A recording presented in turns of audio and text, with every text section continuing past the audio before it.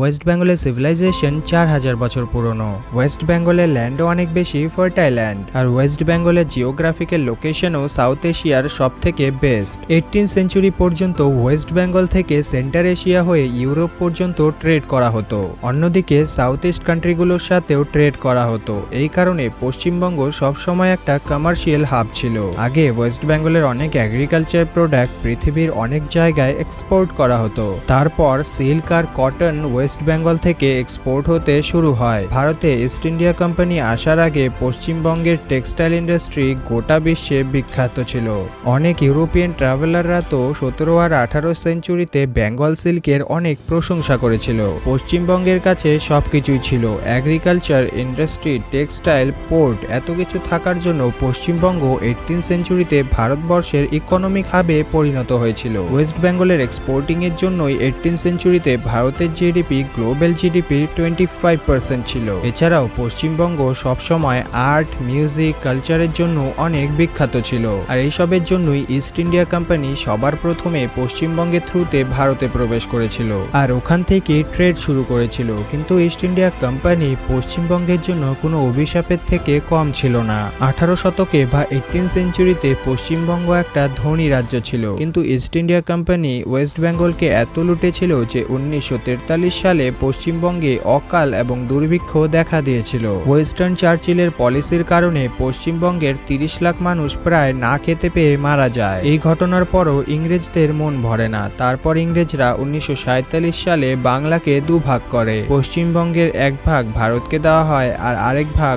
পাকিস্তানকে দেওয়া হয়। ভারতে আসা বাংলার ভাগ ভালোভাবে গ্রো করছিল, কিন্তু অন্যদিকে পাকিস্তানে থাকা বাংলার ভাগের অবস্থা খুব খারাপ হয়ে গিয়েছিল।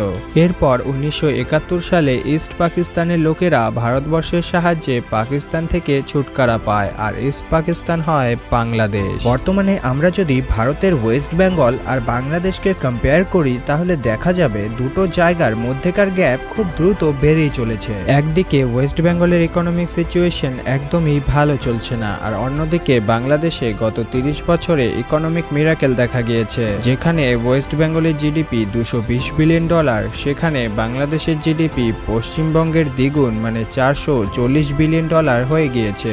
বাংলাদেশের আবাদিও ওয়েস্ট বেঙ্গলের থেকে বেশি, কিন্তু তাও গত 30 বছরে বাংলাদেশ ওয়েস্ট বেঙ্গলের তুলনায় দ্রুত গ্রো করেছে। আর এমনটা কিভাবে হলো চলুন জেনে নিই। তো নমস্কার বন্ধুরা, স্বাগতম আপনাকে বং টিউব চ্যানেলে। বন্ধুরা, আজকের ভিডিওতে আমরা ওয়েস্ট বেঙ্গল এবং বাংলাদেশের ইকোনমিকে কম্পেয়ার করব।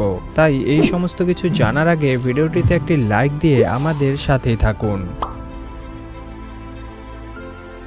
1947 সালে যখন ভারতবর্ষ স্বাধীন হয়েছিল তখন সবাই আশা করেছিল আগের মতোই পশ্চিমবঙ্গ ভারতকে ইকোনমিকের দিক দিয়ে সাপোর্ট করবে, কিন্তু কিছু সময় পর সব আশা নিরাশায় পরিণত হয়। বর্তমানে পশ্চিমবঙ্গ ভারতের গরিব রাজ্যগুলির মধ্যে একটা। 1961 সালে ওয়েস্ট বেঙ্গল জিডিপির দিক দিয়ে ভারতের সব থেকে বড় রাজ্য ছিল, আর আজ পশ্চিমবঙ্গ জিডিপির দিক দিয়ে 6th পজিশনে চলে এসেছে। পার ক্যাপিটার দিক থেকেও দেখতে গেলে পশ্চিমবঙ্গ 1961 সালে ভারতের নাম্বার 1 রাজ্য ছিল, কিন্তু আজ 24 নম্বর পজিশনে চলে এসেছে। ভারতের টপ 5 লোন নেওয়া রাজ্যের মধ্যে একটা রাজ্য ওয়েস্ট বেঙ্গলও রয়েছে। ভারতের সব থেকে বেশি ভিখারি আপনি ওয়েস্ট বেঙ্গলেই দেখতে পারবেন। ইন্টেলেকচুয়ালের দিক থেকে দেখতে গেলে এগিয়ে থাকা রাজ্য হলো পশ্চিমবঙ্গ। সেকেন্ডারি আর হায়ার সেকেন্ডারি এডুকেশনের ক্ষেত্রে ভারতে ওয়ার্স্ট স্টেটের মধ্যে 2nd নম্বরে আসে।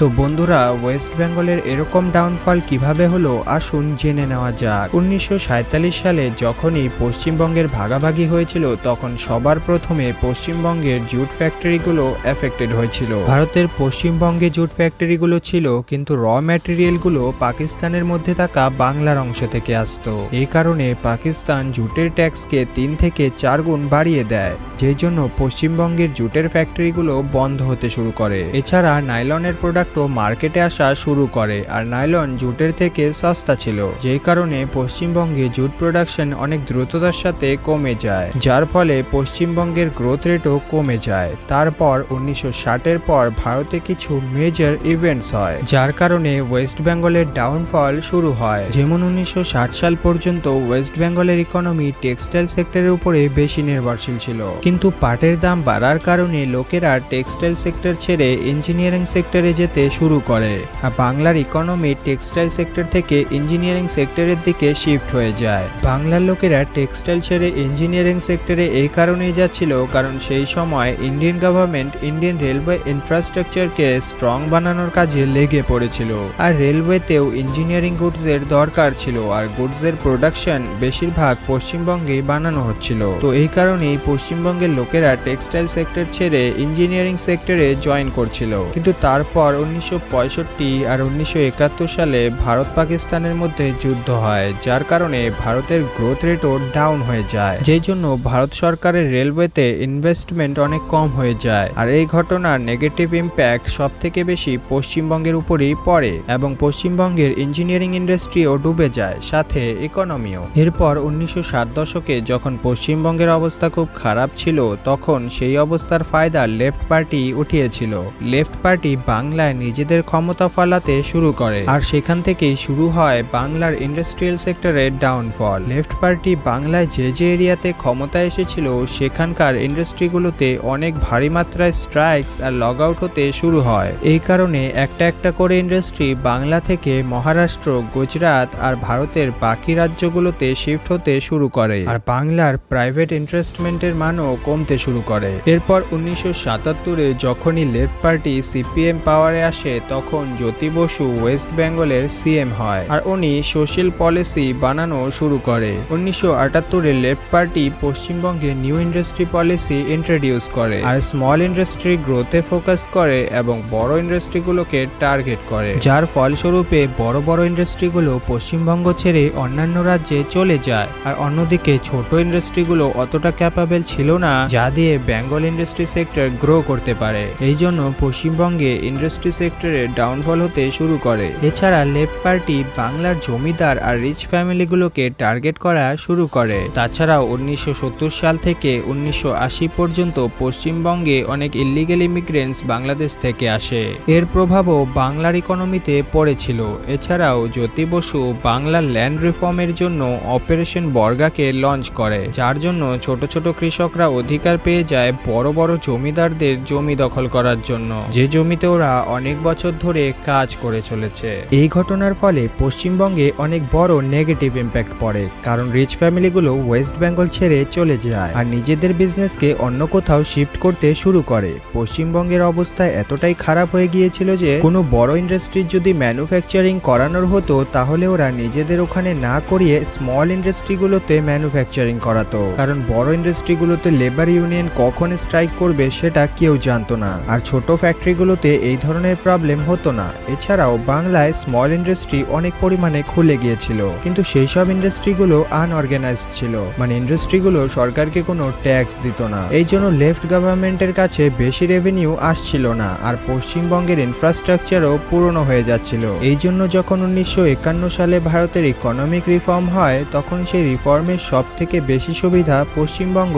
পায়নি, কারণ তখন পশ্চিমবঙ্গে লেফট পার্টি ছিল, আর এই পার্টি ক্যাপিটালিজমের বিরুদ্ধে ছিল, আর এরই সাথে বাংলার ইনফ্রাস্ট্রাকচারও পুরনো হয়ে গিয়েছিল। 1994 সালে বাংলার লেফট গভর্নমেন্ট আরেকটা ইন্ডাস্ট্রিয়াল পলিসি লঞ্চ করেছিল, যেই পলিসির কারণে ফরেন ইনভেস্টমেন্ট বাংলাতে আসে, কিন্তু পোর ইনফ্রাস্ট্রাকচারের জন্য বাংলায় ততটা লাভ হয়নি যতটা হওয়ার দরকার ছিল। এছাড়াও বাংলায় কোনো কোম্পানির জন্য ল্যান্ড অ্যাকুইজিশন প্রসেস অনেক বেশি মুশকিল হয়ে গিয়েছিল।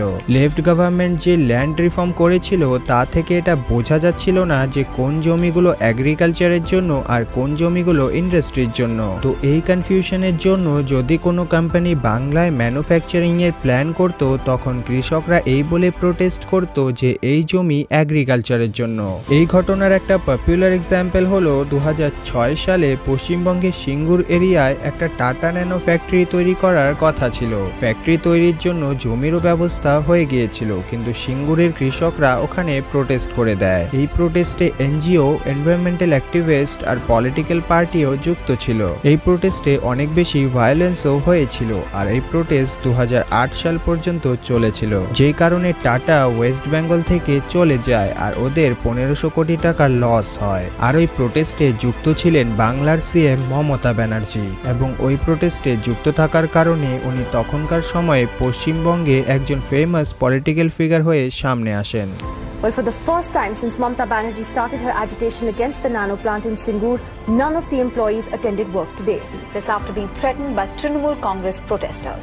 তো এই ইনসিডেন্টের কারণে যখন ভারত আর পৃথিবীর সমস্ত ইনভেস্টরদের ভরসা পশ্চিমবঙ্গের উপর থেকে উঠে যায়, তখন সেই সময় এই ঘটনার খুব ভালো রকম সুবিধা মমতা ব্যানার্জির টিএমসি পার্টি উঠিয়ে নেয় আর 2011 সালের ইলেকশনে উনি জিতে যান। মমতা ব্যানার্জি পশ্চিমবঙ্গের সিএম হওয়ার পরেও ওয়েস্ট বেঙ্গলের ইকোনমি ঠিক হয়নি, উল্টো আরো বেশি খারাপ হয়ে গিয়েছে। ইলেকশনে ভায়োলেন্স বেড়ে গিয়েছে, বাংলার গ্রোথ রেট পড়তে শুরু করেছে। 2012 থেকে 2017 মধ্যে যেখানে ভারতবর্ষের গ্রোথ রেট ছিল 7.1%, ওখানে পশ্চিমবঙ্গের গ্রোথ রেট মাত্র 5% ছিল। মমতা ব্যানার্জি ক্ষমতায় আসার পরেও পশ্চিমবঙ্গের কিছুই বদলায়নি। যেখানে 1980 সালে ভারতের 12% ম্যানুফ্যাকচারিং ওয়েস্ট বেঙ্গল থেকেই হতো, সেখানে এখন মাত্র 3%-এর থেকেও কম ম্যানুফ্যাকচারিং পশ্চিমবঙ্গ থেকে হয়। মমতা ব্যানার্জি তো বর্তমানে ইন্ডাস্ট্রি সেক্টরে ফোকাস করাই ছেড়ে দিয়েছেন, এখন উনি শুধুমাত্র এগ্রিকালচার সেক্টরেই ফোকাস করছেন। মাঝে মাঝে উনি দুর্গাপুজোর সময় চা বিস্কুট বাদাম ভাজা বিক্রিরও পরামর্শ দিয়ে থাকেন।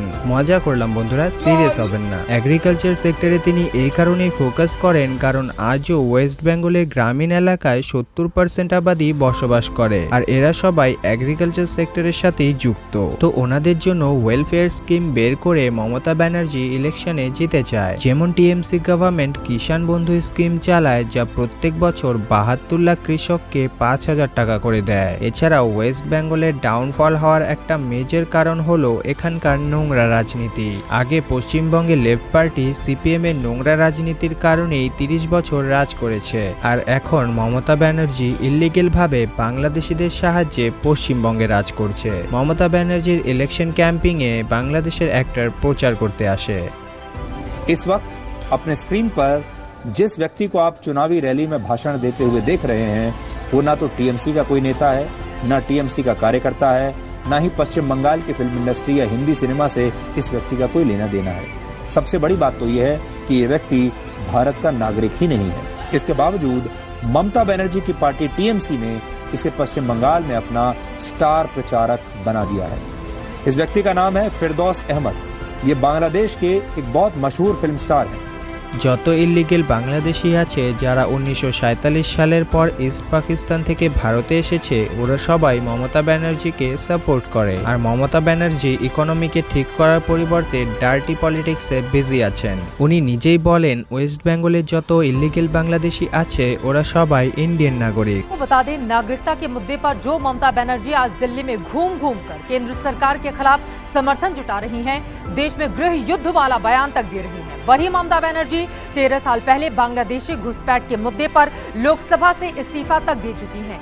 उस वक्त देश में यूपीए की सरकार थी और ममता बनर्जी तब एनडीए का हिस्सा थी। तब ममता बनर्जी को लगता था कि देश में बांग्लादेशी घुसपैठ बड़ा मुद्दा है। 1971 সালে ভারতে 1 কোটি ইলিগেল বাংলাদেশি ছিল, যা 2016 সাল অবধি 2 কোটিরও বেশি পৌঁছে গেছে। আর এটা আপনি ওয়েস্ট বেঙ্গলের সেন্সাসে দেখতে পারবেন। ওয়েস্ট বেঙ্গলের ফার্টিলিটি রেট কম, কিন্তু তারপরেও ওয়েস্ট বেঙ্গলের আবাদি অনেক দ্রুততার সাথে বেড়েই চলেছে। এখন আপনারা হয়তো বলবেন আমি মিথ্যে কথা বলছি, দেশে আনএমপ্লয়মেন্ট অনেক বেশি কিন্তু পশ্চিমবঙ্গে অনেক কম। তো দেখুন, ভারতের সবথেকে বড় আনঅর্গানাইজ সেক্টর পশ্চিমবঙ্গেই আছে। আনঅর্গানাইজ সেক্টর থাকার কারণে পশ্চিমবঙ্গে আনএমপ্লয়মেন্ট বেশি নেই, কিন্তু লেবারদের কাছে কোনো ফিক্সড ইনকামও নেই। বাংলায় মেজরিটি অফ লেবারসদের পার ডে হিসাবে কাজ দেওয়া হয়, এই কারণে পশ্চিমবঙ্গে গরিবই বেড়েই চলেছে। আর অন্যদিকে আমরা যদি বাংলাদেশকে দেখি তাহলে ওখানকার বর্তমান সময়ের অবস্থা ঠিকঠাকই রয়েছে। 1971 সালে যখন বাংলাদেশ স্বাধীন হয়েছিল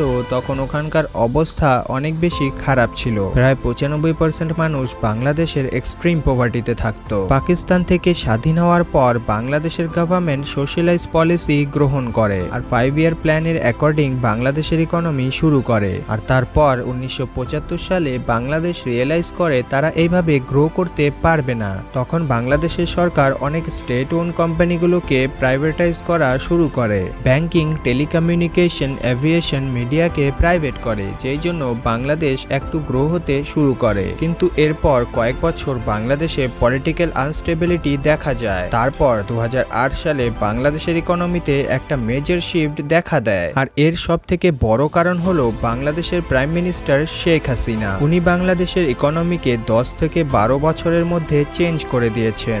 উনি বাংলাদেশের ইকোনমিকে বাড়ানোর জন্য এডুকেশন আর ইন্ডাস্ট্রি সেক্টরে ফোকাস করেছেন। উনি বাংলাদেশের অর্থব্যবস্থাকে এগ্রিকালচার সেক্টর থেকে ইন্ডাস্ট্রি সেক্টরে শিফট করিয়েছেন। উইমেন স্টুডেন্টের জন্য স্কলারশিপ লঞ্চ করেছেন, যে কারণে বাংলাদেশের লেবার ফোর্সে বাংলাদেশি মহিলাদের যোগদান অনেক বেশি বেড়ে গিয়েছে। বাংলাদেশ 2019 সালে ইকোনমির দিক থেকে পাকিস্তানকে পেছনে ফেলে দিয়েছে। গত 10 বছরে বাংলাদেশের গ্রোথ রেট হলো অন এন অ্যাভারেজ 7% আর ওয়েস্ট বেঙ্গলের গ্রোথ রেট হলো 4.5%। বাংলাদেশ আর ওয়েস্ট বেঙ্গল 10 থেকে 12 বছর আগে দুজন লিডারকে পায়, আর সেই সময় দুই জায়গার ইকোনমিক সিচুয়েশন ঠিক ছিল না, কিন্তু বাংলাদেশ সেখানে দ্রুততার সাথে গ্রো করে এবং শেখ হাসিনা এগ্রিকালচার সেক্টর থেকে শিফট হয়ে ইন্ডাস্ট্রি সেক্টরে ফোকাস করে। ঠিক সেরকমই অপরদিকে ওয়েস্ট বেঙ্গলে মমতা ব্যানার্জি সবকিছু বিগড়ে দেয়, আর আবার মমতা ব্যানার্জি ওয়েস্ট বেঙ্গলকে এগ্রিকালচারাল সেক্টরের দিকে ঠেলে দেয়। শেখ হাসিনার ভালো ইকোনমিক রিফর্মের কারণে বাংলাদেশের পভার্টি কম হয় এবং মানুষের ইনকামও আর এক্সপোর্টও বাড়ে। আর অপরদিকে বর্তমানে ওয়েস্ট বেঙ্গলের এমন অবস্থা হয়েছে যে কোনো বড় ইন্ডাস্ট্রিয়ালিস্ট ওয়েস্ট বেঙ্গলে ম্যানুফ্যাকচারিং করতেই চায় না।